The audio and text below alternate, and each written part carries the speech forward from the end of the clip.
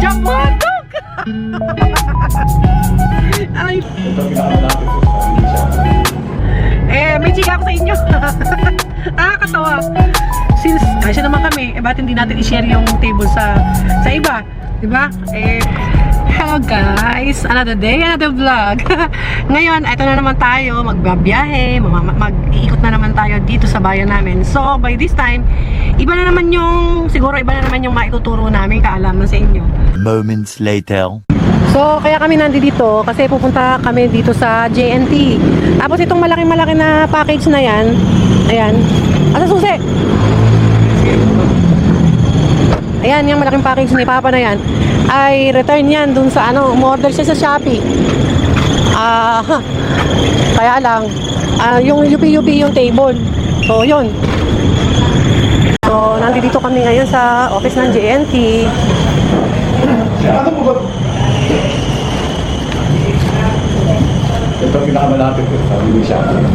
Pero pagkagawa po sa nabal, isang tao din lang pinalatan mo. Sabi ni apps, yung pinakamalapit, kaya pinakamalapit. Ito po sir, franchise na po kasi kami. Pagka po electronics, bulky parcel, sa kami din po pinadadala. Hindi po pinaka... Hindi mo electronics. Opo, bulky po. Ibig sabihin malaking parcel po. Ang pinapa-accept na po sa amin yung mga ganitong anak. Saan po yung office Bago po ninyo? dumating ng water. Sa kanan, sa kaliwa? Kanan po. Bago dumating na anak. Water. Ano yun? Bali, malayo pa dun sa BPI. Hindi, bago dumating na water. Sa kanan. Ito po yung water sa kaliwa, sa kanan po yung... Tapat ba siya? Tapat po nung 7-Eleven sa Domino's Pizza. Kabilang sa ikan. Ay, okay. Alam ko na yung Domino's. Salamat. Sige, thank you kuya. Pagkatapos lang po sir nung Yamaha sa kanto. Oh, yun nga guys, 'di ba? Ayun, narinig niyo naman kung ano yung sinabi dun sa mismong JNT. Kung bulky, dadalhin niyo sa main na branch. Kung halimbawa, ibig sabihin hindi naman yung talagang main branch dito sa area nyo. Kasi yung nandito sa amin ay sabi ni Kuya, franchise lang. So, lilipat kami dun sa kabilang bayan, which is at Laridel. Few minutes lang naman ang layo dito sa pinanggalingan namin, kaya okay lang yun. So yun, see you again later guys. So medyo alang parking dun sa area ng JNT, kaya dito na lang kami sa tapat nag-park kasi baka saka makakasagabal kami sa daloy ng traffic dun sa tapat, kaya dito na lang kami, no. Mas mabuti na yung hindi tayo nakakaabala sa mga kapwa natin. So nandoon na si Papa, dinala na niya yung package, at hintayin na lang natin kung ano yung napag-usapan nila sa loob. Kasi kaya hindi ako pwedeng sumama sa loob. Hindi nga proper itong parking na to kasi nakikipark lang kami sa Pizza House. Kung sakasakali na hindi kami pwede, paalisin kami. So, maililipat ko ng pwesto itong si Mystic. So, yun. Kaya, hindi ako pwedeng umalis dito. So, waiting tayo ngayon dito kay Papa. Dito lang tayo sa labas. So, yan. Yan yung opisina nila. Later. Bali, pinicturean yung item kagabi. Yung damage na picture at saka di ba? Tsaka video nung damage na item. Tapos, yung barcode. Nagpadala siya ng barcode. Kaya nagpadala ng barcode sino nagpadala? Si Shopee. Tapos ipinakita mo, in-scan na dito. Tapos yung item, nilagyan nila ng tag. Okay na. Ayan. Yun, nilagyan daw ng tag yung item. Tapos okay na, tinanggap na. And then, hintay na lang ni Papa na ibabalik, ma-refund yung binayad niya doon. So, mapupunta yun sa Shopee wallet niya. And, yun, pwede ibabayad niya ulit yun sa another item na bibilin niya. Siguro, ganun din, kasi gusto talaga namin magkaroon nun eh. Meron na kami kasi table, tapos yung upuan, saan ba? Dito?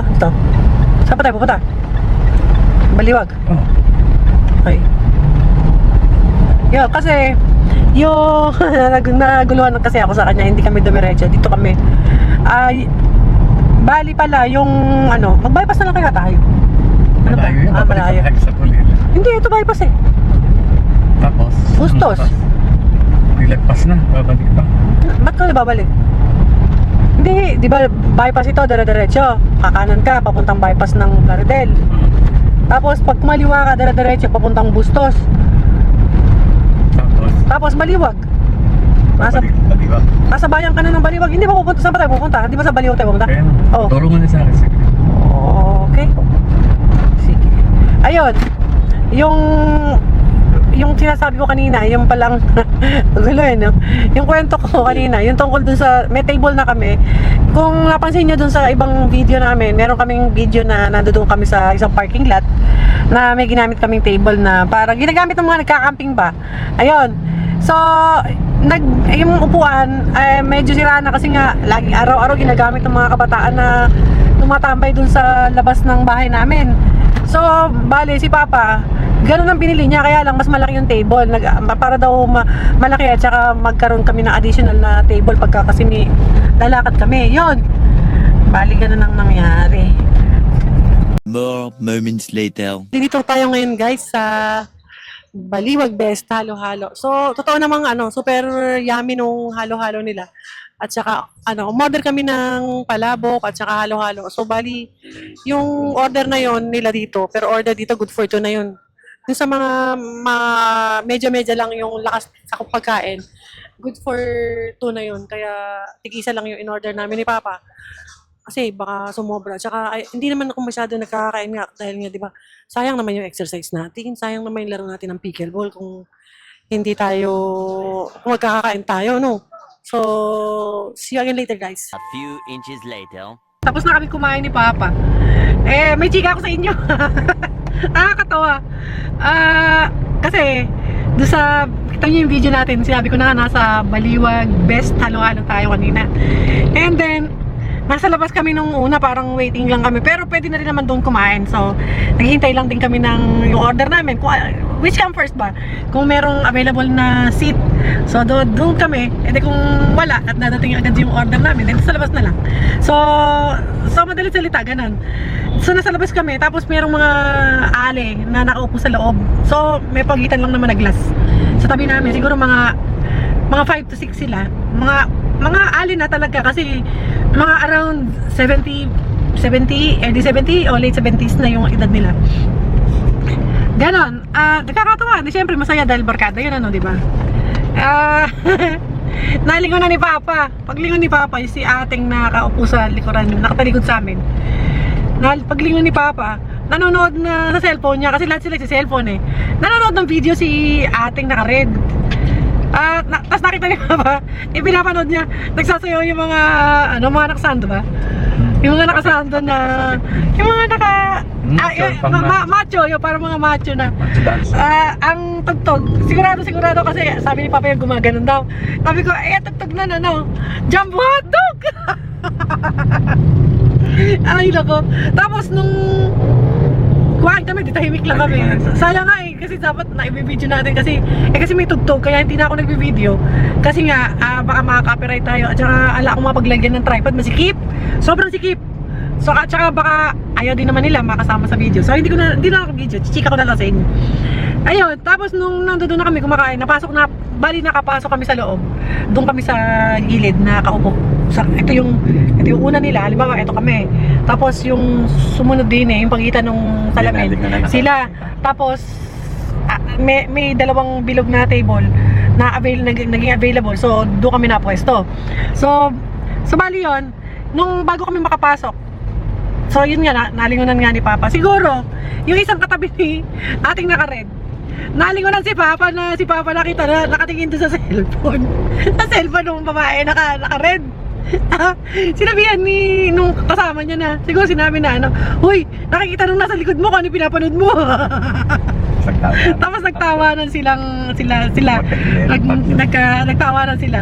Tapos panalingon nila lahat sa akin. Siguro sinabi na pati yung mga nakaharap na ngayon sa amin. Nakaharap na sa labas. Lumilingon na sa amin. Kami ni Papa, siyempre, kinukwento na ni Papa. Nagtatawa na kami dalawa. Nakikita ng mga kasama, nagtatawa na kami ni Papa. Nagtatawa na, pero hindi naman nakaka-offend. Bali, parang naging naging light lang yung dating, naging positive lang. Nagtatawa na lang din sila. And then yun, pagpasok namin doon sa loob, kukwentuhan. Tapos may mga nakatabi kami, tinawag ni Papa yung tatlong babae na nakaupo sa labas din, nakasabayan namin na nag-iintay. Since kasya naman kami, ba't hindi natin i-share yung table sa iba? Diba? Malamig kasi doon sa loob, sa labas mainit. So, senior ni Papa yung isang table, tapos kami, dalawa lang naman kami. So, halos tabi kami doon sa naging vacant na table na dalawa, naging tigisa na lang kami. Narinig ko, tsaka tinitingnan ako ng mga babae na katabi namin. Yun namang ding isa, halos katabihan ni Papa. Parang familiar sila sa akin. Pero titingnan nila ako, syempre, hindi naman kami personal na magkakilala, kaya wala namang batian o interaction na gano'n. Pero naisip ko, mga yun, mga taga Plaridel, sabi ko. Ayun nga, maya nagtatanungan na sila yung mga nag-usap, yung katabi namin na tatlo, tsaka yung mga ale, nag-usap-usap sila. Makukulit kasi yung tatlo, yung marami, yung mga ale. Tapos tinanong nung tatlo kung taga saan na yun, sinabi niya taga Plaridel. Sinabi ko kay Papa, bago yun mga taga Plaridel yan. Tapos sabi ni Papa, paano mo lang naman taga Plaridel? Wala lang, ko lang na mga taga Plaridel sila. Kasi, ewan ko ba, makikita ko yung sa feature ba ng mukha, at saka basta, natidistinguish ko, ewan ko ba bakit. Sabi ko mga taga Plaridel yan. And then yun nga, namin na taga Plaridel nga. And then mga nagtatanungan, siguro sabi mga dalaga pala kayo, ibig sabihin mga biyuda yung grupo, mga single ladies. Sabi ng tatlo, magsumba kayo. Ayun, kaya ko naman naisip na familiar yung babae na halos katabihan ni Papa. Doon ko naisip na nakikita ko sila, baka dati, yung dati pa, nakakasamahan ko sila na nagsusumba. Yun. Ayan. Very light, masaya. Masaya yung merienda namin ni Papa, di ba? Gaya nga nung sinabi ko kanina, nag-order lang ako ng palabok na halo-halo na nag-share lang kami ni Papa. So, yun. Very light. Masaya. Paulit-ulit na naman ako. So, ito na ulit kami ngayon sa bayan na ulit namin. Nasa poblasyon na kami at ayun. Dito kami nahinto. Pagpasok ng poblasyon, tsaka pa lang kami nahinto. And sigurado na doon na naman sa school na sinasabi ko sa inyo, yung kaya nagta-traffic dahil doon kasi nga may mga uwian na naman, may mga naglumalabas, hinaharang na naman ng gwardiya yung mga sasakyan, pinapatawid. Sana okay lang yon, yung grupo-grupo. Ipunin nyo yung mga estudyante, tapos tsaka nyo patawirin, hindi yung hininto yung mga sasakyan, pinatawid. Maya may dumating na isang estudyante, hihinto na naman yung mga sasakyan, pagpapatawid na naman ng isa. It's wrong, mali yun. Ipunin mo yung mga tatawid, at saka pag marami na, para isang hintuan lang yung mga sasakyan at hindi inaabala yung mas nakararaming tao. Yun lang. At mamaya na lang ulit tayo magkita-kita sa bahay, ha? Pagkatapos nating maggala, di magluluto na naman tayo. Ito na naman yung plus sa ating video for today, sa ating mga vlog. Dapat hinahaluan natin ng konting, yun man lang madagdag natin na info at dagdag kaalaman sa inyo. Ngayon magluluto tayo ng pork caldereta na medyo buto-buto. Bali, yung part pala na to, kinuha ko, malapit na dun sa buntot. Pwede siya sa beef. So, ang kong available na beef, ang available ko dito ay pork. So, itong luto na to, pwede siya sa pork, pwede siya sa beef. Sa chicken, kailangan mo magdagdag doon ng ginger. Kaya, next time, pagka magkakaldereta tayo ng chicken, din tayo. Sige, gagawa tayo ng video para sa chicken caldereta. So, bali, ito nakikita nyo, gumukulo na. Naglagay ako ng enough amount ng kalamansi at saka nilagyan ko rin ng patis, nilagyan ko ng Knorr seasoning at saka naglagay tayo ng 3 dahon ng laurel. At be sure na yung dahon ng laurel bago nyo ilagay, hinugasan nyo muna. At saka syempre yung pork, dapat hinugasan din nyo muna. So, yun lamang guys. Mamaya na lang ulit sa susunod na part. Iprito na natin yung ating potato.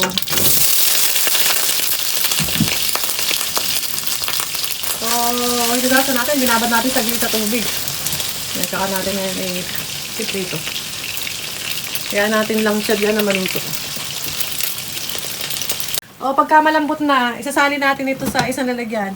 May gagamitan natin na strainer para maghiwalay yung laman at saka sabaw. So, magigisa na tayo. Lagyan tayong mantika.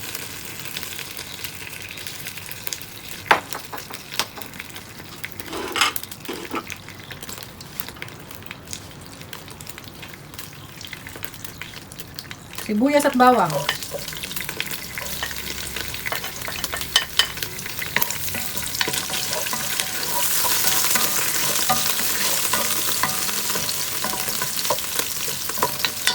Bayaan lang natin na lumabas yung aroma at saka malanta. Lagay na natin yung siling pula.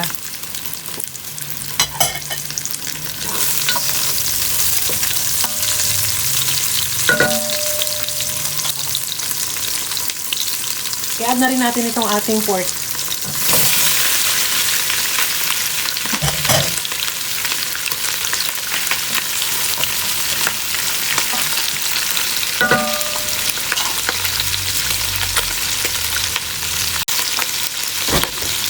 Tama na natin yung pinagpakuluan natin na konting sabaw para masangkot siya.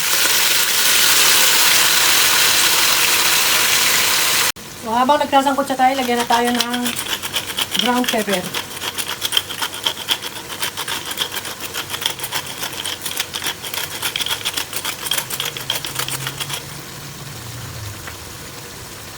Add na rin tayo ng pepper. Isa lang nakita ko, kaya isa lang yung malalagay natin. Yan.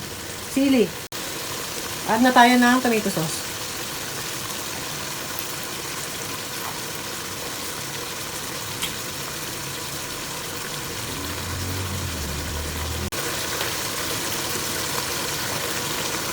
And then peanut butter.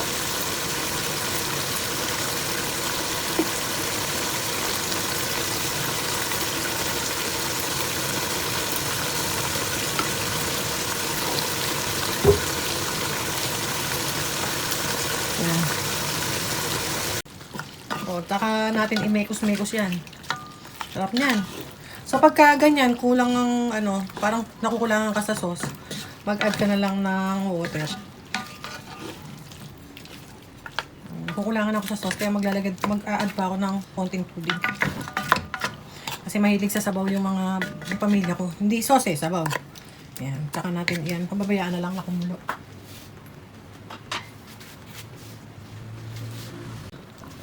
Kaya nag-add tayo ng konting water. Tapos, pakukuluan lang natin. Ayan, tapos na. Kasi medyo, templado na. Bago ko pakuluan, tinimplahan ko muna yung kalamansi, patis, at saka Knorr seasoning. Dapat kasi toyo. Wala na akong available na toyo. Patis na lang nilagay ko. Kaya, ito yung maganda pagka kung ano lang yung available natin sa bahay. Yun na lang yung gamitin. Huwag na kayong maging masyadong komplikado. Kung ano yung nakikita nyo sa recipe ng iba. Pampaalat din naman yun. Although, merong nadadagdag na flavor ang soy sauce, nilagyan naman natin ng ng Knorr seasoning. Kaya, okay lang din. So, add na natin itong patatas na pinrito natin kanina.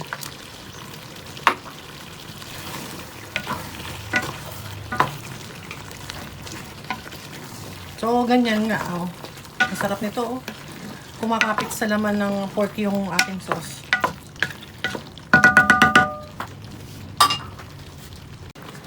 So, huwag kakalimutan ng gata. Yan ang isang nagpapalinamnam.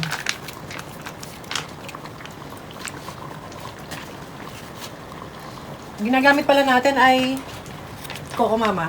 So, Coco Mama, baka naman.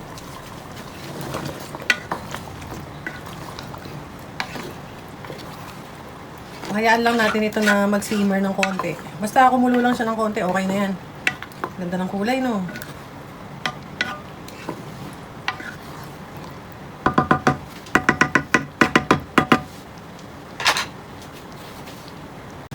So, ayan nga guys, at nakaluto na tayo. Natapos na naman ang isang makabuluhang araw ang ating paggagala, ating pagluluto na ipakita na naman namin ang isang recipe sa inyo. Sana ay meron kaming naitutulong na o naibibigay na kahit konting impormasyon at nakakatulong sa pang-araw-araw na buhay na ninyo na aming taga-suporta at taga-subaybay.